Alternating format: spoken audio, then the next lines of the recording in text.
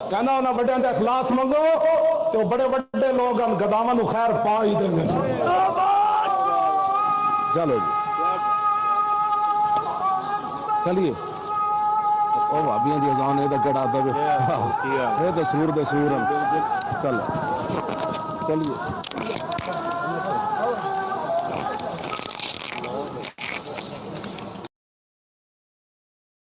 बहुत से सवालों के जवाब मैं दे देता हूं मगर आपका लहजा सख्त है। क्या साहब जी हजरत उमर से तो बहुत नरम है मेरा रवैया। जिस दिन हमारे मुखालफीन हजरत उमर को ये डिक्लेयर कर दें कि वो इंजीनियर साहब से ज्यादा सख्त है उस दिन मैं नरम हो जाऊंगा। टाइम क़यामत तक है। लेकिन ये ज्यादती तो ना करें। एक बंदा हुजूर की सोबत में रह के भी अपनी तबीयत की सख्ती रखता हो और एक बंदा 1400 साल बाद आके उससे ज्यादा नरम हो। एक बंदा हुजूर की मजलिस में बार बार तलवार निकाले, या रसूल अल्लाह इजाजत दे इसका गला काटूं। इंजीनियर साहब ने कभी बाल पॉइंट भी किसी को नहीं मारा हो। तो ये तो ना करो यार, कौन सी बातें कर रहे हैं। अगर आपके अंदर इतना इल्मी हौसला नहीं कि आप ये कह सकें कि मैं हजरत उमर से ज्यादा नरम हूं तो आपको मुझे समझाने का कोई हक बाकी नहीं है। और बाकी ये आपका जो दावा है ये बिल्कुल गलत है। मैं अल्हम्दुलिल्लाह मेरे से ज्यादा नरम इस प्लेनेट अर्थ पे अगर कोई दाई है तो उस पर उंगली रखें। कौन है बताएं, कौन सा बंदा है। लेकिन टॉपिक भी मेरे वाले डिस्कस करता हो। हाँ, ये नहीं हो सकता कि इंजीनियर साहब तारिक जमील साहब जो है वो रोटी बगैर चम्मच और कांटे के खाते हैं और आप मुर्ग पुलाव जो है वो चम्मच और कांटे के साथ क्यों खाते हैं। मैं कहता हूं अपनी अकल का इलाज करा। तू रोटी को कंपेयर करवा रहा है मुर्ग पुलाव के साथ। मुर्ग पुलाव जो है वो तारिक जमील साहब ने भी कभी खाया तो वो चम्मच और कांटे के साथ ही खाएंगे। ठीक है, जो हमारे टॉपिक्स हैं। ठीक है, मैं अब बात नहीं करता किसी का नाम लिए बगैर। यकीन करें आपके उलमा इतने बुज़दिल हैं, अपनी ट्रोलिंग से, अपनी लाइफ थ्रेट की वजह से वो इन टॉपिक्स के ऊपर बात ही नहीं करते। बुज़दिल 60-70 साल के होके भी अगर सही बात नहीं कोई बता रहा तो उसे बुज़दिल ही कहा जाएगा ना। क्योंकि जामिया तिरमिज़ी में हदीस है कि मेरी उम्मत की उम्रें जो है वो 60 साल की रेंज में। बुखारी में हदीस है जिसको अल्लाह ने 60 साल उम्र दे दी उसके ऊपर हुज्जत तमाम कर दी। 60 साल के बाद कौन सी हिकमत तुम लेके चल रहे हो। तुम अपनी जिंदगी गुजार चुके हो, नहीं बोलते, डरते हैं। तो मेरे से ज्यादा कोई नरम नहीं है। और जो मेरे टॉपिक्स पे बोलता है वो स्टार्ट ही से करता है फलां काफिर है, फलां सूरा दा सूर है। कहना उन्हें बड़े का इखलास मंगो तो बड़े बड़े लोग गदावां नूं खैर पा ही देंगे। चलो जी चलिए ओ भाभियां दी अजान ए गड़ा दे ए तो सूर दे सूर चल चलिए।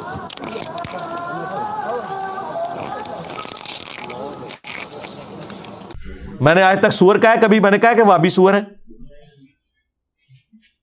कितने एहतराम से मैं नाम लेता हूं, आला हजरत अहमद साहब बरेलवी साहब, अशरफ थानवी साहब। मेरा यह दावा है मुझसे ज्यादा नरम बंदा ही कोई नहीं है। अगर कोई है तो लेके आए। ये आपका दावा बिल्कुल गलत है, मैं सख्त हूं। मेरे से ज्यादा पोलाइट बंदा ही कोई नहीं है।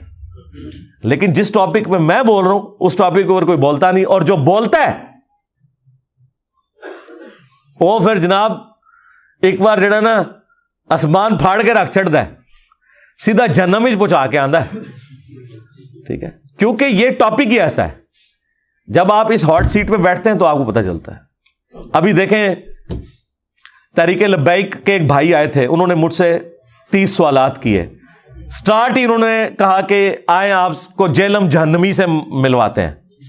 आपने मेरे चेहरे के ऊपर कोई नागवारी देखी या पूरे उस इंटरव्यू में कहीं गुस्से का इजहार नजर आया?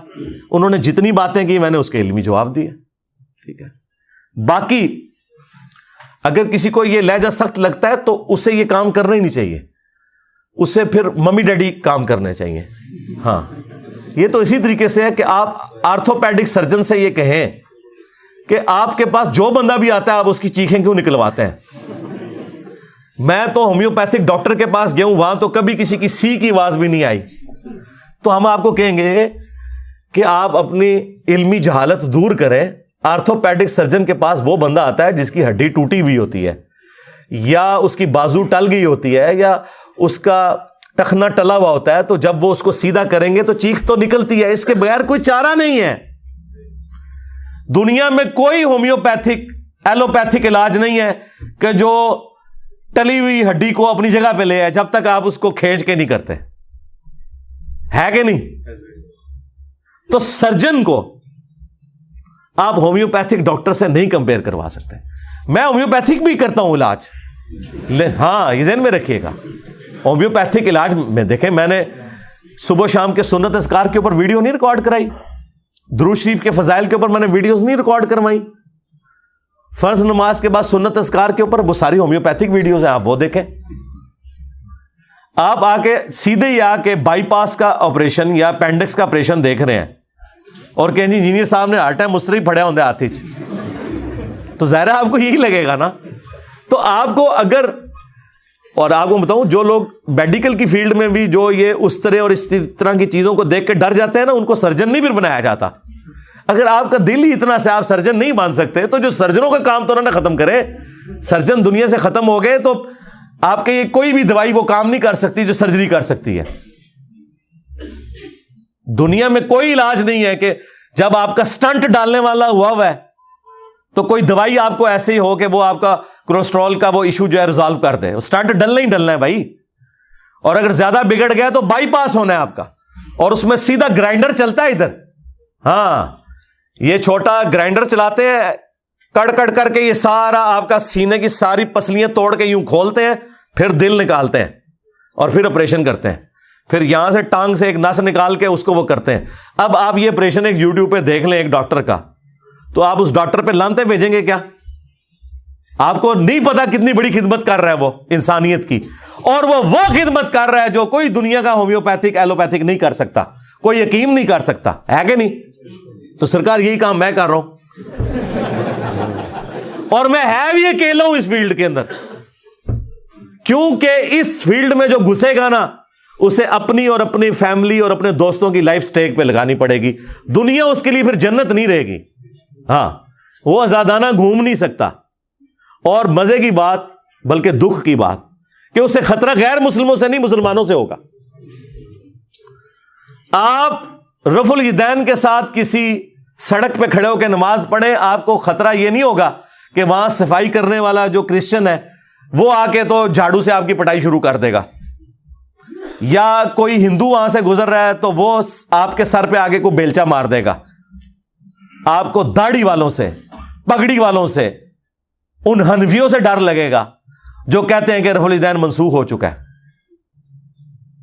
तो मुसलमान जब मुसलमान से डरे सुन्नत पे अमल करते हुए, तो वहां फिर अल्लाह ताला ने इंजीनियर जैसी भलाई छोड़नी है ना। देखा कैसे बिलों में घुस गए हैं यार वो बदमाश, जिनके बारे में आपके बदमाश एंकर भी नाम नहीं ले सकते उनके। मैं नाम लेके उन्होंने पुड़ के रख देना और ऐसे दबक देना, दोबारा उनकी जुबान नहीं खुलती। देखा कि नहीं? ये मजहबी दहशतगर्द जो आपके मुल्क के अंदर पाए जाते हैं, हर फिरके के अंदर, एक बयान मेरे बारे में देते हैं, मैं ला के आतिश पड़ा छड़ना, वड़ जाने, दोबारा निकलने नहीं अपनी खोड़ी चुबार, है ना? तो आया ना काबू में रहिए। और दूसरे लोग जो हैं वो दबे दबे अल्फाज में बात करेंगे, बाज तंजीमें, बाज लोग ऐसी तैसी नहीं थोड़ी, क्योंकि जाहिर है मैं तो 302 हूं, सीधी सी बात है। हाँ, मेरी लाइफ तो आपने कर दी वनरेबल, ठीक है, मैं तो अपनी जान हथेली पे रख के फिर रहा हूं, लेकिन तुहाडी मंजी मैं ठोक देनी है, तुहाडा कोई बाबा नहीं मैं छड्डना। हाँ, जिन्ना बोलोगे मैं उन्ना तुहानू बेइज्जत करांगा। और मैंने देखे ये करने के बाद कल्चर ही बदल दिया है। कल तक जिन बुजुर्गों का लोग एहतराम करते थे जहालत की वजह से, वो बुजुर्ग इस काबिल नहीं थे, इवन अहले हदीस भी उनके नाम बड़े एहतराम से लेते थे। आज उन बुजुर्गों के नामों पे मीम्स बन रही हैं, और मीम्स कौन बना रहा है? उन बुजुर्गों की इबादत करने वाले जो बाबे थे ना, उनके अपने बच्चे रिवर्ट होके अपने बाबों की मीम्स बना रहे हैं। यह है जनाब तब्दीली दुनिया में। खान साहब तो तब्दीली नहीं ला सके, लेकिन असी जी तब्दीली लानी सी वो लिया छड़ी। पूरा मुसलमानों का कल्चर चेंज हो गया। लोग कहते हैं इंजीनियर साहब स्टूडेंट्स बनाए, कोई मदरसा खोलें जिसमें बंदे तैयार करें। सरकार बंदे तो तैयार इसलिए किए जाते हैं ताकि ये बंदे तैयार करके 100-150 साल में आप अपनी जनरेशन को ट्रांसफॉर्म कर दें दूसरी फॉर्म में। जब हमने इन 10 सालों के अंदर पूरी की पूरी उम्मत मुसलमान का किबला बगदाद शरीफ, देवबंद शरीफ, अजमेर शरीफ, बरेली शरीफ से हटा के مکے اور مدینے کی طرف کر دیا ہے روحانی قبلہ, تو آپ پیچھے کیا کام کرنے والا رہ گیا مجھے بتائیں, کون سا ایسا کام ہے جو کرنے والا رہ گیا؟ The damage has been done. ان کے فرقوں کے ساتھ جو ڈیمیج ہونا تھا وہ ہو چکا, اللہ کا شکر ہے. تو الحمدللہ میرے سے زیادہ خوش مزاج یار, یہ میری میمز ایویں بنی ہوئی ہیں جو میری ویڈیوز لگی ہوئی ہیں, اگر میں سخت مزاج ہوں تو میرے کلپ ہی نہیں بیچ میں سے آپ کاٹ سکتے, ٹھیک ہے. مزاحیہ ویڈیوز بھی دیکھیں, اور وہ لطیفے نہیں گندے جو مولوی سناتے ہیں نا, اوریجنل واقعات اس پہ دیکھیں. سینکڑوں گھنٹوں کی میری ویڈیوز موجود ہیں جو میں نے واقعات سنائے ہیں. تو میں تو عام طبیعت میں بھی انتہائی مزاحیہ طبیعت کا مالک ہوں, یہ آپ ذہن میں رکھیں. لیکن اس ڈیکورم کا ایک تقاضا ہے.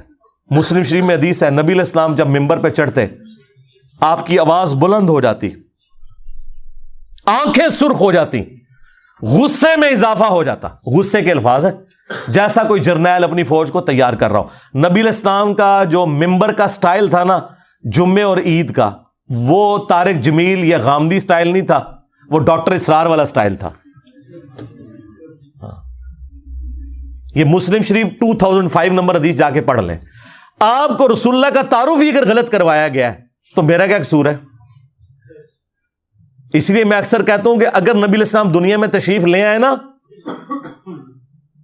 تو جس نبی کا تعارف انہیں کروایا گیا ہے نا, انہوں نے ماننا ہی نہیں کہ یہ وہ بندہ ہے.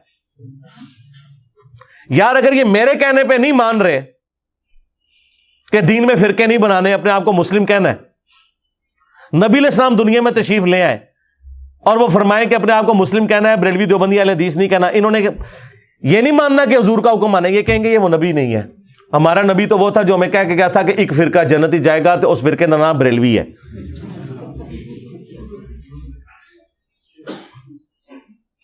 نبی تو یہ غیبی خبر دے کے گئے تھے کہ یہ گندگی ہو جائے گی, تم نے کرنی نہیں. اور اس کو فرقہ نہیں کہا تھا, ایک جماعت کہا تھا حق پہ رہے گی. فرقہ تو وہ ہوتا ہے جو جماعت کو چھوڑ کے الگ ہو جائے. پروفیسی کو انہوں نے اللہ کے نبی کا حکم بنا دیا. یہ اتنے جاہل ہیں, کل کو انہوں نے مسلم کی حدیث پڑھی تو ان کے مولوی تو اس سے مطلب ہی یہ نکالیں گے. حالانکہ عام آدمی نہیں مطلب عام آدمی کو مسلم کی حدیث پڑھائے نا کہ قرب قیامت میں ایسی عورتیں آئیں گی جو لباس تو پہنے ہوئے ہوں گی لیکن ننگی نظر آئیں گی, اور ان کے بارے میں وعید بھی اس میں آئی ہے, یا ایسا چست لباس ہوگا یا ایسا باریک. عام آدمی پڑھ کے اس سے اپنی گھر کی عورتوں کو سمجھائے گا کہ چست اور باریک لباس نہ پہنو, لیکن مجھے ڈر ہے کہ مولوی اس میں سے رزلٹ نکالے گا, ایت حضور نے فرمایا سی ہوئے گا, کل تو میری زنانی بھی باریک لباس پائے گی. تو یہی کر رہے ہیں نا, حضور نے فرمایا سی کہ 73 فرقے ہوں گے, اور حضور نے یہ نہیں کہا تھا کہ فرقے بڑھاؤ. آپ نے تو رونا رویا امت کا کہ بنی اسرائیل 72 میں بٹ گئی تھی اور سب جہنم میں چلے گئے تھے. میری امت 73 میں بٹے گی اور 72 یہاں بھی جہنم میں ہی جائیں گے. اور جنمی کہہ کے گئے نے فرقے حضور, اور پھر میں ایک گروہ حق پہ رہے گا. بخاری مسلم میں آیا, اور امام بخاری نے اس پہ پتہ کیا باب باندھا ہے, ہوا اہل العلم, اس سے مراد اہل علم ہے. ایک گروہ, فرقے سارے جہنمی ہیں. وہ جو ایک ہے نا وہ فرقہ نہیں ہے. عربی میں فرق کہتے ہیں ٹوٹ کے الگ ہونے کو. درخت سے جب کوئی پتا ٹوٹتا ہے نا اسے کہا جاتا ہے یہ فرق ہو گیا. درخت فرقہ نہیں ہے. آپ پتا نہیں کہہ سکتا تو بھی ایک فرقہ میں بھی ایک فرقہ, ایسا نہیں ہوگا. تو اصل تھی نبی علیہ السلام, صحابہ اور اہل بیت, ان میں سے فرقے بننا شروع ہو گئے. بعد میں خوارج آ گئے, معتزلہ آ گئے, ناصبی آ گئے, رافضی آ گئے, اور کرتے کرتے اب تو 7100 فرقے بنے ہوئے ہیں. وہ اپنی اصل کو چھوڑ گئے. ہم نے اس اصل کی طرف جانا ہے. جس دین کا یہ حال ہو چکا ہو اس کے ماننے والوں کا کہ آپ اپنا تعارف ہی نہیں کروا سکتے کہ میں مسلمان ہوں. آپ کسی بریلوی کی مسجد میں جائیں نا اور آپ سے پوچھیں کہ آپ کس فرقے سے, آپ کے میرا کوئی فرقہ نہیں, میں مسلمان ہوں. آگے سے وہ کہے گا میں کافر ہوں.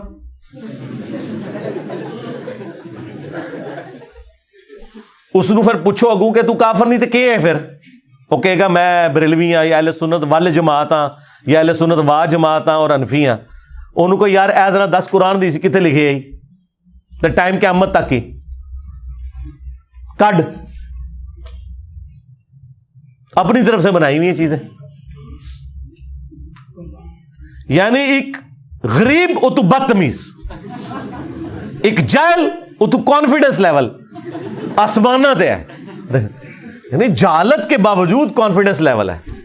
تو ان کی مثال ان ٹین ایجز بچوں کی سی ہے جو ویلنگ کر رہے ہیں موٹر بائک پہ, اور یہ سمجھے ہوئے ہیں کہ میرا کبھی ایکسیڈنٹ نہیں ہونا, میں ماشاءاللہ بڑا ایکسپرٹ ہوں. اور دیکھنے والے بےچارے یا بدوائیں دے رہے ہوتے ہیں یا دعائیں دے رہے ہوتے ہیں کہ اللہ اس دی خیر کریں, انہیں وجڑیں کتنے جا کے, چل خود بھی مر جائے نا, رام موت مر جائے کوئی مسئلہ نہیں ہے. دکھ یہ ہوتا ہے جب کسی دوسرے کو جا کے یہ مارتے ہیں. مجھے بتائیں, ایک شریف آدمی اپنی بیوی اور 2 بچوں کے ساتھ موٹر بائک پہ جا رہا ہے اور پیچھے سے یہ ویلنگ کرتے ہوئے آئے اور اس کو ٹھوک دیں, ٹھیک ہے, اس کی بیوی یا بچہ مر جائے, اس کا کیا قصور ہے؟ تو آرام موت مرا تھا, اس کو تو نے کیوں اس تکلیف میں ڈالا؟ لیکن وہ کر رہے ہیں کیونکہ ان کو پتہ ہی نہیں کہ اس کے رزلٹ کیا نکلنے والے ہیں. بس یہ بھی ان کا بھی یہی حال ہے. ہم لوگوں کو الحمدللہ اس لیے ایجوکیٹ کر رہے ہیں. اور پھر مثالیں دیتے ہیں, وہ کہتے ہیں جی انجینئر صاحب جو یہ کہتے ہیں نا سارے فرقے میرے خلاف ہو گئے ہیں, تو وہ غلام احمد قادیانی دجال بھی یہی پلی لیتا تھا. سرکار, غلام احمد قادیانی دجال یہ جو پلی لیتا تھا تو اس کے بعد وہ تمہیں کافر کہتا تھا. ہم تم سب کو مسلمان سمجھتے ہیں, بالکل 180 ڈگری ہے, اور اس سے بڑھ کر تم اس کی شیطانی اولاد ہو, تم ایک دوسرے کو کافر سمجھتے ہو. میرے ساتھ کیسے کمپیریزن کروا رہے ہو؟ اگر غلام احمد قادیانی دجال کے خلاف سارے فرقے ہو گئے تھے نا, تو غلام احمد قادیانی دجال ان سب کو کافر سمجھتا تھا. اگر تم لوگ میرے خلاف ہوئے, اور تم لوگ سے مراد تمہارے مولوٹے مولوی عوام تو تمہاری ساری ادھر آ گئی ہے, اسی لیے تو تمہاری روٹی روزی بند ہوگی. حالانکہ میں نے کسی کو نہیں کہا ان کی روٹی روزی بند کرو, لوگ خود ہی بند کر دیتے ہیں میرے کہنے پہ نہیں, میں کبھی نہیں کہتا کہ بند کرو. تو تم لوگ کٹھے ہوئے ہو نا, تو میں تمہیں اب بھی مسلمان سمجھتا ہوں, نمازیں تمہارے پیچھے پڑھتا ہوں, چندے تمہیں دیتا ہوں. تو کتنا بڑا ڈفرنس ہے. اور اس سے بڑھ کر قادیانی کے طریقے پہ تو تم لوگ ہو, تم ایک دوسرے کو کافر کہتے ہو. کہتے نہیں کافر نہیں کہتے, ہم کہتے ہیں کہ ٹھیک ہے پھر لکھ کے دو, کوئی بڑا تمہارا لکھ کے دے کہ ہمارے سوا جتنے فرقے ہیں ان کے نام لکھے, اور یہ ساتھ لکھے کہ ان کے جو جو عقیدے ہیں انہی عقیدوں پہ اگر یہ مر گئے تو ایک نہ ایک دن جنت میں چلے جائیں گے. کوئی بریلوی دیوبندی اہل حدیث آپ کو لکھ کے نہیں یہ دے گا. کیوں لکھ کے دے؟ ان کے بڑے اسلام سے ایک دوسرے کو نکال کے گئے ہوئے ہیں. احمد بریلوی صاحب نے احکام شریعت میں لکھا ہے کہ دیوبندی ہو, اہل حدیث ہو, قادیانی ہو, قادیانی کافروں کو بیچ میں شامل کیا, یا رافضی شیعہ ہو, نیچری ہو, یعنی یہ نیچر کے ماننے والے لوگ, یہ سب کے سب لوگ 1,00,000 دفعہ بھی اللہ کا نام لے ذبیحے کے اوپر, ذبیحہ مردار رہے گا, البتہ یہود و نصارہ کا ذبیحہ حلال ہے. یعنی اعلی حضرت کے نزدیک وہابی, اہل حدیث, دیوبندی, شیعہ یہ یہود و نصارہ سے بھی بدتر ہے, اور قادیانیوں کے ساتھ انہیں شامل کیا ہے. تو یعنی یہ قادیانیوں کی طرح سمجھتے ہیں ایک دوسرے کو. اور ملفوظات اعلی حضرت کی جو پہلی جلد ہے نا, پہلا حصہ, وہ اعلی حضرت نے خود ورڈ بائی ورڈ پڑھا ہوا ہے. ان کے بیٹے مفتی اعظم انڈیا جو تھے مصطفیٰ رضا خان نوری, جن کی وہ نعت ہے تو شمع رسالت ہے عالم تیرا پروانہ, 1981 میں ان کی ڈیتھ ہوئی تھی. انہوں نے اپنے والد احمد بریلوی صاحب کے ملفوظات جمع کیے, اور اس کا جو پہلا حصہ ہے نا وہ اعلی حضرت کو ورڈ بائی ورڈ پڑھوایا ہے. اور اعلی حضرت نے پڑھ کے اس کے اینڈ پہ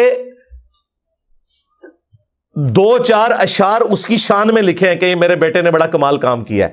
لہذا ملفوظات کی پہلی جلد سے کوئی جان نہیں چھڑا سکتا, اعلیٰ حضرت نے خود پڑھی ہوئی ہے.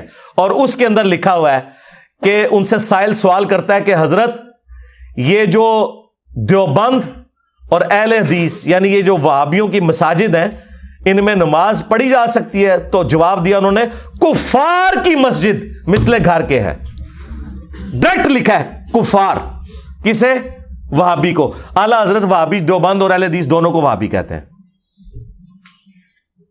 اچھا, پھر پوچھا گیا کہ ان کی پیچھے کیا نماز پڑھی جا سکتی ہے؟ تو انہوں نے کہا کہ ان کی نماز نہیں ہے, جماعت نہیں ہے, نماز اور جماعت دونوں باطل ہیں. تیسرا پوچھا گیا ان کی اذان کا جواب دیں تو انہوں نے کہا کہ ان کی اذان بھی ان کی نماز کی طرح باطل ہے، البتہ اذان میں جب اللہ یا محمد صلی اللہ علیہ وآلہ وسلم کا نام آئے تو آپ عز وجل اور صلی اللہ علیہ وآلہ وسلم کہہ سکتے ہیں، ورنہ ان کی اذان بھی باطل ہے، اذان کا جواب دینے کی بھی ضرورت نہیں ہے۔ ظاہر ہے جن کے پیچھے نماز نہیں ہو رہی ان کی اذان کہاں سے ہوگی؟ تو مجھے بتائیں، آپ ایک دوسرے کو کافر کہہ کے گئے ہیں، اور پھر حسام الارمین میں تو انہوں نے کلیئر کٹ لکھا علماء دیوبند کو مخاطب کر کے سب یہ مرتد ہے، ان کے کفر میں شک کرنے والا بھی کافر، یعنی سارا فرقہ ہی کافر۔ اور اس کے جواب میں المہند المفند میں خلیل احمد سہارنپوری نے 35 کے قریب علماء دیوبند کے سگنیچر ہیں اس میں، انکلوڈنگ اشرف تھانوی، اور بعد میں بھی کافی لوگوں نے ایڈ کیے ہیں۔ اس میں انہوں نے لکھا کہ احمد بریلوی اور ان کی پوری جماعت ایک شیطانی لشکر ہے جو ہم پہ حملہ آور ہو گیا، اور جس طرح کے انبیاء کرام پہ شیاطین حملہ آور ہوتے تھے، انبیاء کے خلاف جو شیاطین کھڑے ہوتے تھے وہ مسلمان ہوتے تھے یا کافر؟ کافر۔ دیوبندی اپنے آپ کو بچاتے ہیں، نہیں انہوں نے شیاطین کا کافر تو نہیں کہا، تو جناب یہ مسلمان شیاطین تھے جو انبیاء کے خلاف کھڑے ہوتے تھے، اور کہا کہ علماء دیوبند رضی اللہ عنہم، ویسے ہی کہتے ہیں جی آپ رضی اللہ عنہم نہ کہیں، اپنے مولویوں نے 14ویں صدی دے رضی اللہ عنہم۔ اور پھر المہند میں انہوں نے یہاں تک لکھا کہ محمد بن عبد الوہاب کی جو جماعت ہے یہ اہل حدیث وہابی، یہ خوارج ہے، آج ریالوں کے چکر میں ایک ہے، ایک دوسرے کو آپ اسلام سے نکال کے گئے ہوئے ہیں۔ اسی طریقے سے البریلویہ کتاب کے اندر جو کچھ انہوں نے بریلویوں کے ساتھ کیا ہے، جو جھوٹی باتیں ان کی طرف منسوب کی ہیں اور جو اس کے بعد کنکلوڈ کیا ہے، ان کو بھی اسلام سے باہر نکالا ہوا ہے انہوں نے۔ تو مجھے بتائیں، تم آپس میں ایک دوسرے کو اسلام سے باہر نکال دو، ایک دوسرے کے پیچھے نمازیں پڑھنے کے قائل نہیں، ایک دوسرے کو یہود و نصارہ سے بدتر کہہ رہے ہو، تو تم غلام احمد قادیانی دجال کے طریقے کے اوپر ہو یا میں ہوں؟ یہ تو وہی کہتا تھا نا کہ جو مجھے نہیں مانے گا وہ کافر ہے، تم نے بھی یہی کہا ہوا ہے، اور ہم دیکھیں کتنا حوصلہ رکھتے ہیں کہ تم سب کو مسلمان سمجھتے ہیں، تمہارے پیچھے نمازیں پڑھتے ہیں، سب سے بڑھ کر تمہیں چندے دیتے ہیں جو تمہارے لیے زندگی موت کا مسئلہ ہے۔ مجھے نہیں یاد پڑتا کہ میں کسی مسجد میں ایک دفعہ نماز پڑھوں اور میں وہاں چندہ نہ دے کے نکلوں۔ میں یہ حق سمجھتا ہوں کہ جس مسجد کے پنکھے کے نیچے میں نے نماز پڑھی یا کبھی کبھار وضو کیا، ویسے تو عموماً میں وضو گھر سے ہی کرتا ہوں، تو اس مسجد کا حق ہے کہ میں اس کو کنٹریبیوٹ کروں، کم از کم اتنی ہینڈسم اماؤنٹ دوں کہ وہ ایکویلنٹ اس کے ہو۔ اللہ کا شکر ہے۔ تو آپ اس حوالے سے دیکھیں تو سب سے سافٹ ہمارا یہ پلیٹ فارم بنتا ہے الحمدللہ۔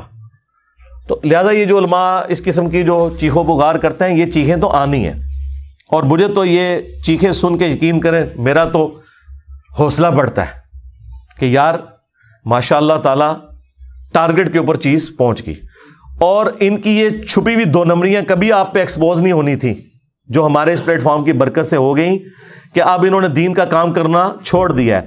اب دین کا کام صرف یہ ہے کہ میں نے مرنے سے پہلے ایک کلپ انجینئر کے خلاف ضرور بنانا ہے، جس طرح پہلے مسلمانوں کی خواہش ہوتی تھی نا کہ مرنے سے پہلے ایک مسجد ضرور بنانی ہے، اب ہر مولوی کی خواہش یہ ہے کہ مرنے سے پہلے ویسے ایک تو رہنے کو نہیں جے ایک کلپ نہیں بنا دے، اور مزہ آنا شروع ہو جاتا ہے، پھر اس میں ویڈیو ایڈز چلاتے ہیں، اس سے کمائی کرتے ہیں۔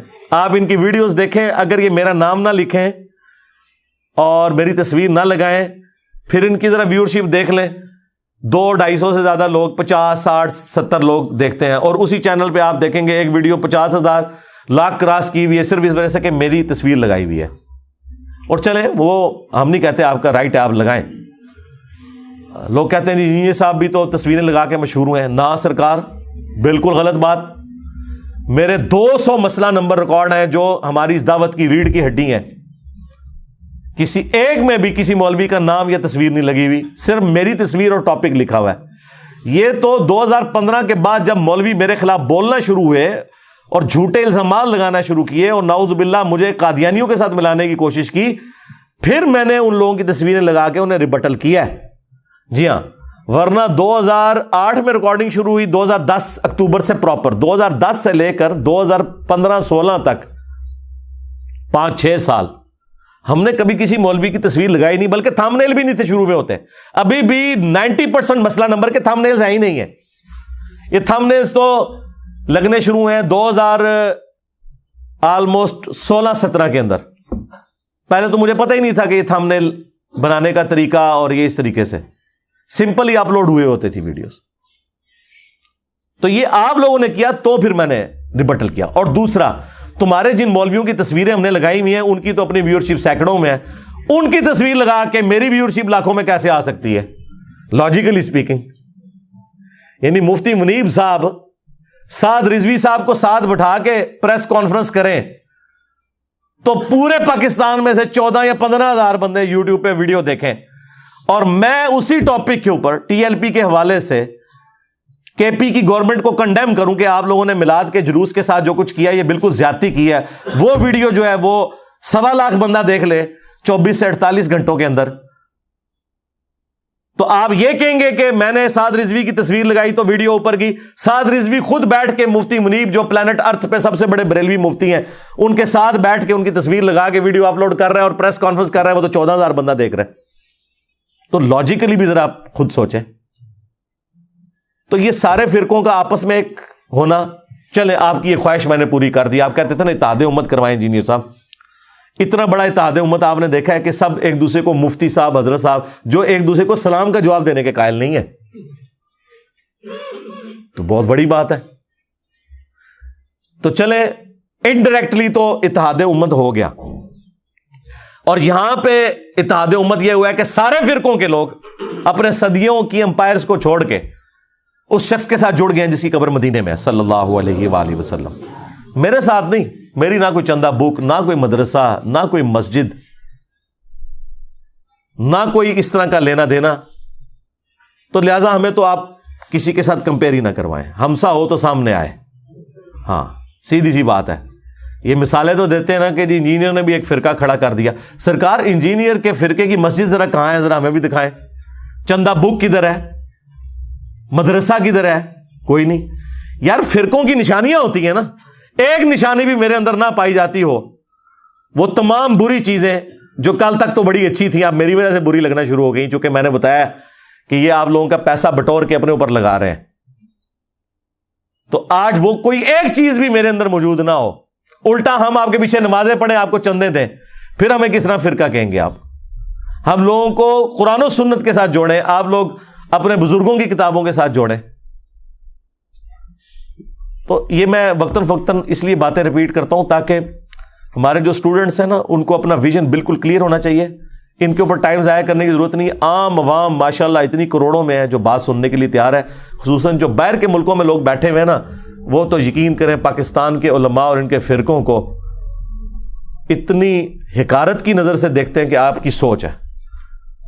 تو وہ خود بخود انہیں اندازہ ہو جاتا ہے کون بندہ قرآن و سنت کے مطابق چل رہا ہے اور کون جو ہے وہ اپنے بزرگ بابوں کی تعلیمات کو لے کے چل رہا ہے. تو اللہ کا شکر ہے یہ دعوت کا کام دن بدن پھیل رہا ہے. اللہ تعالیٰ نبی صلی اللہ علیہ وآلہ وسلم کی ختم نبوت کی برکت سے اس دعوت کے کام کو دن دگنی اور رات چگنی ترقی عطا فرمائے، اور اس پلیٹ فارم کو امام محمد بن عبداللہ المہدی رضی اللہ تعالیٰ عنہ علیہ السلام کے لیے ایک راہ ہموار کرنے کا ذریعہ بنائے. آمین.